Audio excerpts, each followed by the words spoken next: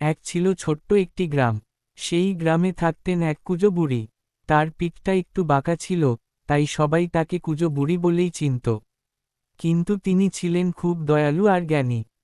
একদিন কুঁজো বুড়ি বাজারে গেল, বাজার থেকে মাছ শাক সবজি কিনে নিয়ে আসলো। গ্রামের পথ দিয়ে হাঁটতে হাঁটতে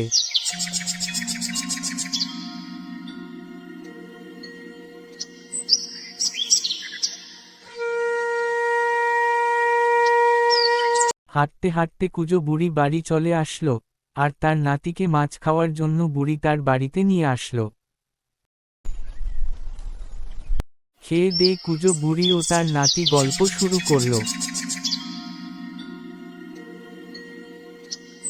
হ্যালো ছোট বন্ধুরা, ভিডিওটি ভালো লাগলে অবশ্যই লাইক কমেন্ট শেয়ার করে দিবা আর পরবর্তী পর্বের জন্য চ্যানেলটি সাবস্ক্রাইব করে রাখবা।